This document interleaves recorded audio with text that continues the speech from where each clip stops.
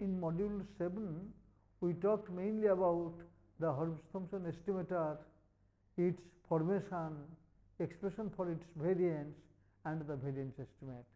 But there are a lot of things to be taken up, and in module 8 we continue with those notions and we review some of the results already discussed, and we go ahead mainly with the problem of estimation of the variance, be it of the Hurwitz-Thompson estimator or of any other arbitrary estimator, and then we will see how the results simplify in case the sampling design is a fixed size sampling design.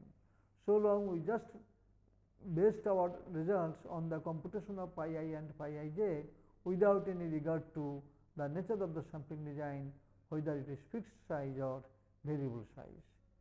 But as you know, in this context, a sampling design, it is a broad based notion of sampling design. The description of the samples could be of arbitrary size, therefore the results are very general. When you specialize to fixed size sampling designs, there are simplifications, and that is what we are going to talk about here. So, let us see how the results are coming in.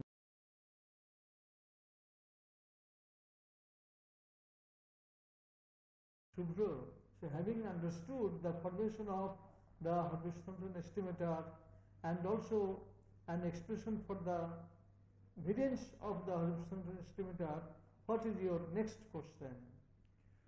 So the next obvious question, I believe, is that of estimation, unbiased estimation of the variance of the Hurwitz-Thompson estimator from the sample data based on a given sampling design.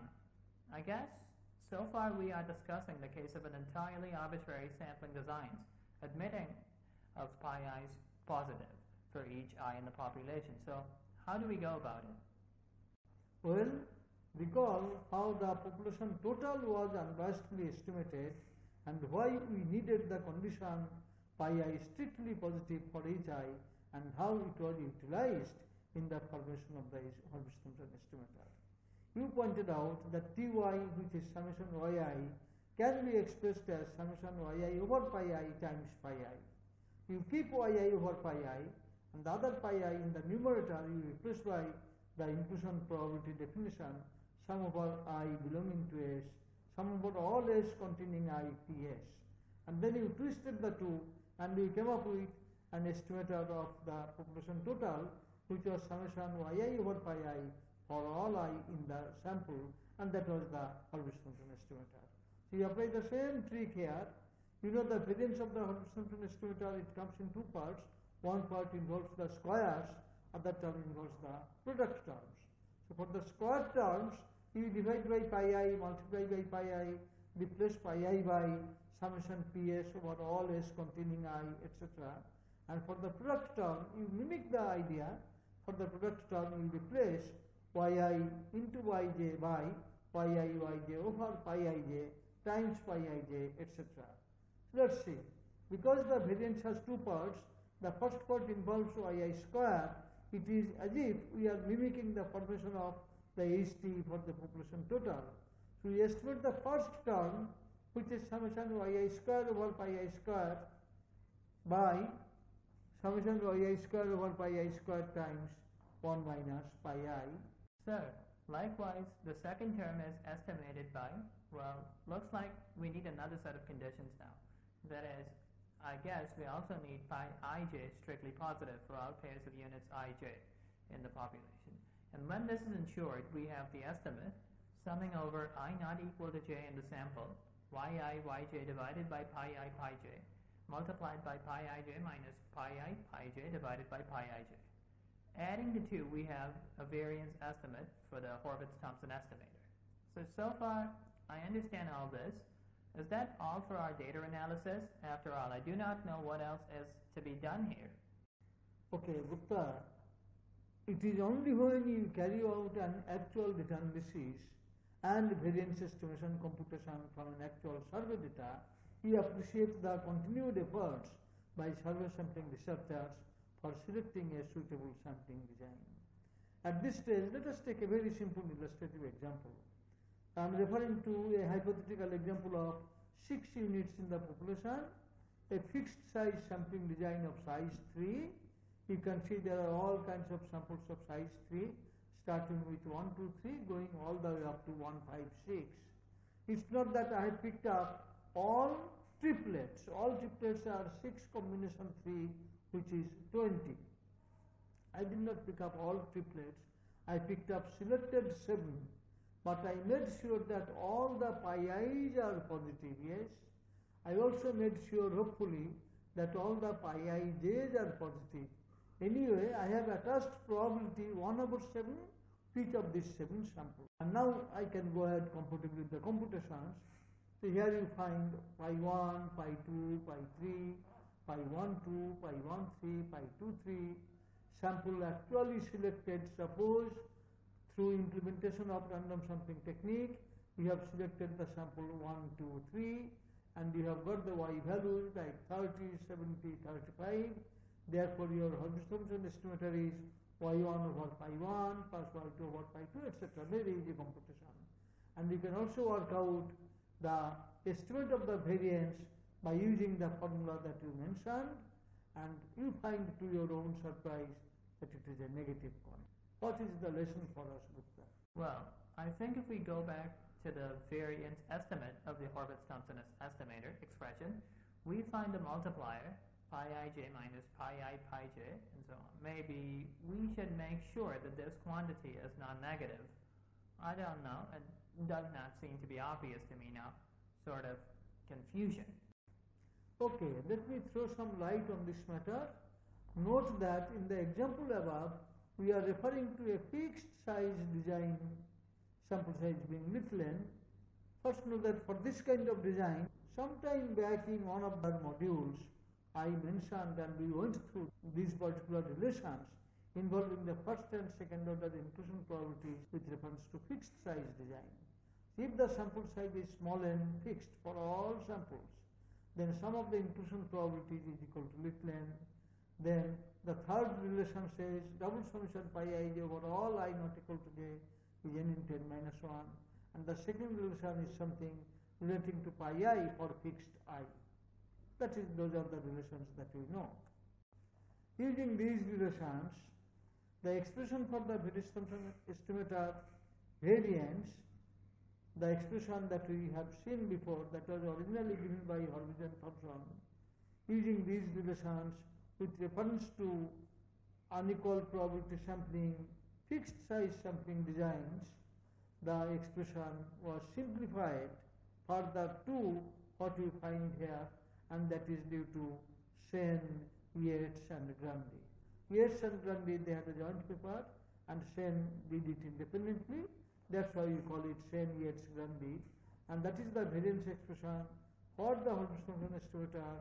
The expression due to Sen, Yates and Grundy, double summation yi over pi I minus yj over pi j whole square times pi I pi j minus pi ij.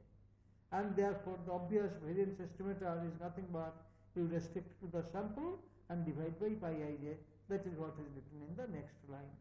That is the estimate of the variance of the Holmes-Thompson estimator under Sen, Yates, Grundy formulation.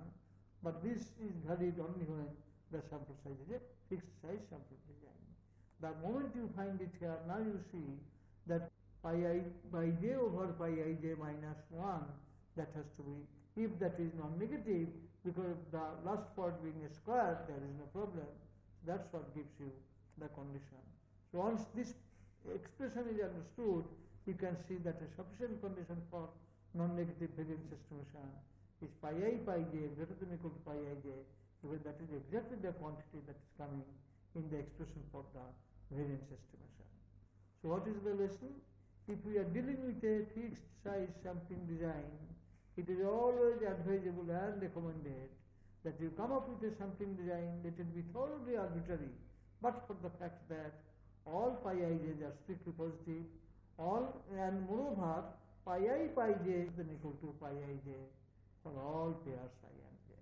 If that happens, then you know that under a fixed size sampling design, your expression for the Sen, Yates, Grundy variance estimator is going to be non-negative, because that condition simplifies to non-negativity of pi I pi j minus pi ij. And of course at the end, data driven quantity is a perfect square, so you have no problem. I believe I am going a bit slow in exposing these topics. I don't like the idea of rush. There are so many things to be taken up one by one. The topics are interesting and I want to make sure that you are motivated to understand the matter and the material, and also to take up some research problems in future. So, in this module what we took up basically is the variance estimation problem, that there are two components of the variance for any unbiased homogeneous linear unbiased estimator of the population total, be it Hurwitz-Thompson estimator or any other estimator. Because the estimator is homogeneous linear, variance expression is homogeneous quadratic, it involves yi square and the product term yi yj. For estimation of yi square term, we need pi I positive. For estimation of yi yj product term, we need pi ij positive, but that is not enough. An expression for the estimate of the variance, once it is written down, we need some kind of assurance that when we actually adopt the sampling design, collect the data, come up with at the estimation stage, we want to make sure that we have an estimate with non-negative variance estimate. That is a big problem in practice. Nobody likes, and it is very difficult to convince the user about the variance estimate being negative. So, we have to give a protection towards that, and for that we have seen that a sufficient condition is pi I times pi j greater than or equal to pi ij, and that of course has to be greater than 0. So, therefore, the last thing said that a sufficient condition for non-negative variance estimation pi I pi j greater than or equal to pi ij greater than 0 for all I not equal, for all pairs. That is the condition if we can ensure while dealing with a fixed size sampling design. So, other than that we are not stipulating any condition whatsoever. All we want is that the pi i's should be positive, pi ij should be positive, and further that pi I times pi j should be greater than or equal to pi ij. For a fixed size design, that will ensure non-negativity of the variance estimator, at least so far as the Hurwitz-Thompson estimator is concerned. Now, it is very interesting to note that for simple random sampling with without stratified, and then PPS with without, everywhere this condition it is valid, but we are referring to simple random sampling without replacement, stratified without replacement, PPS without replacement, to be able to use the Sen-Yates-Grundy formulation and to be able to claim non-negativity of the variance estimate once we verify that pi I pi j greater than or equal to pi ij greater than 0. And that is surprisingly and interestingly, that is indeed true for all these standard sampling designs. Now, we will take up some questions and MCQs. We have altogether 3 questions here. Let me read out. Under simple random sampling without replacement sampling design, population size capital N, sample size small n, standard notation, using suitably the results based on the Hurwitz-Thompson estimator, derive that the sample variance is an unbiased estimator for the population variance. So, the derivation that you are supposed to make, it is already built in here.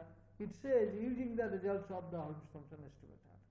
So, Hurwitz-Thompson estimator of the population mean, it has an expression for the variance, and that variance estimator is also there, and all these things are built in. Variance of the Hurwitz-Thompson estimator of the population mean, that is given by 1 over small n minus 1 over capital N capital S square, and estimate of that variance is given by 1 over small n minus 1 over capital N small s square. Therefore, it follows immediately that expected value of small s square equal to capital S square. In other words, the sample variance is an unbiased estimator of the population variance.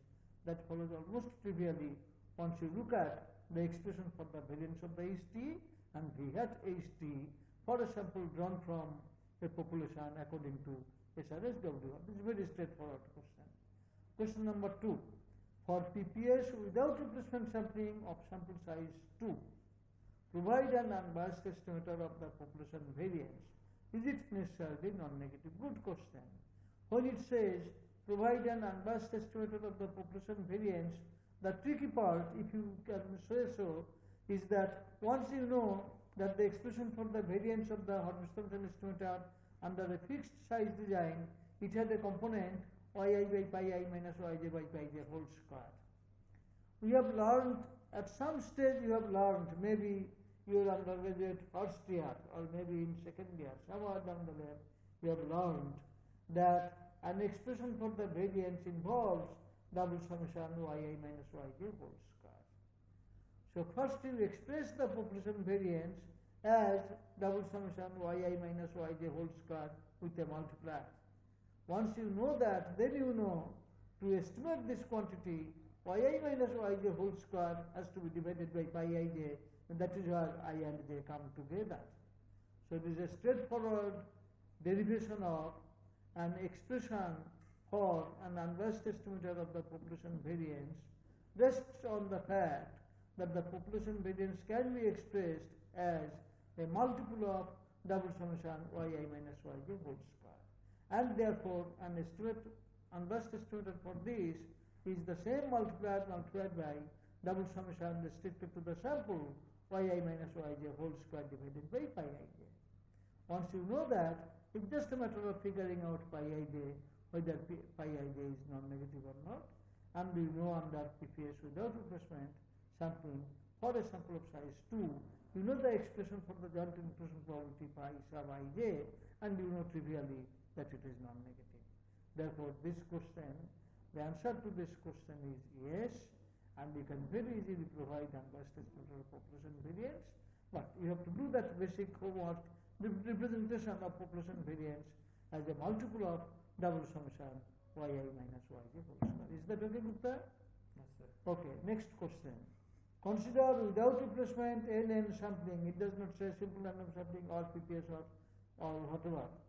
It says without replacement sampling design. That means all the units are distinct in the sample in the following manner. Now it says what you are doing. First unit is drawn according to P1, P2, Pn. The rest are drawn by without replacement sampling. So you are told how you are picking up a sample of size n without replacement from a given population by using the procedure under A. And the procedure under B is the first n minus 1 units are drawn according to without replacement, the last one by effective use of P1, P2, Pn. Note the phrase effective use. That's because all the previous small n minus 1 they have to be discarded, and you have to use the PIs for all those who are left. So you have to make use of adjusting the PIs. We have been talking about this thing for some time. In both the cases, work out estimator of the population mean, variance of the proposed estimator, estimator of the variance so derived, comment on your findings. Very interesting. So eventually you are talking about computation of pi I, pi j, pi ij, and verifying that inequality, whether pi I, pi j greater than equal to pi ij greater than 0. Okay? You are landing into essentially that problem. Okay. We have some multiple choice questions. Please read. The population variance and biased estimation is possible whenever the sample size exceeds 2 in any without replacement capital and small n sampling. True, false, or does it depend on the sampling design even if n is more than 2? That's interesting. They are talking about population variance unbiased estimation. So I need pi ij strictly positive. Therefore, small n has got to be at least equal to 2. It's not that small n has to exceed 2. Okay, so small n can be at least equal to 2. But then, small n equal to 2 is not enough. I need a condition on the sampling design to make sure that all pi ij's are positive. Okay? What is the next one? Population variance, non-negative unbiased estimation is possible whenever the sample size exceeds 2 in any without replacement capital and small n sampling. True, false, or does it depend on the sampling design even if n is more than 2? So they are talking about non-negative unbiased variance estimation. The first thing is unbiased estimation, then non-negativity. Unbiased estimation needs at least 2 observations, distinct. So whenever the sample size exceeds 2, you don't need exceeding 2. 2 is also good enough, provided pi ij is strictly positive and the condition for non-negativity holds. What is the next one? Population variance and bias estimation is possible whenever 1. The sample size exceeds 2 in any without replacement sampling design and for the chosen sampling design. 2. Pi TS is more than 0 for all pairs S not equal to 2. True when both 1 and 2 are valid? They are giving several options. Very good. The first one refers to sample size exceeding 2 and the second one refers to for all pairs S and P, pi S P joint inclusion probability strictly positive. And they wanted to know that this statement is to population variance can be almost estimated provided there are so many options given. Okay? So you know how to go about it. Interesting. Do I have anything else? Okay, there is one more. Okay. For unbiased variance estimation under without replacement sampling, it is trivially true that pi TS's are strictly positive for all pairs of units captured in the selected sample, and this is true for every sample in the domain of the definition of the without replacement design. Therefore, we do not need any further condition to this effect. This argument is true or false or true, subject to the proper choice of the without replacement design. Okay, let's try to understand the question. For unbiased variance estimation under without replacement sampling, it is trivially true that for all the pairs of units captured in the selected sample, pi ij's are positive. We will agree with this thing. If my sample has got the units 1, 3, 7, so probability of getting 1, 3, 7 must be something positive. Therefore, pi 1, 3, pi 1, 7, pi 3, 7, they are trivially positive. That is the first sentence says. It is trivially true that pi TS's are strictly positive for all pairs of units T and S captured in the selected sample. And this is true for every sample in the domain of definition of the without replacement design.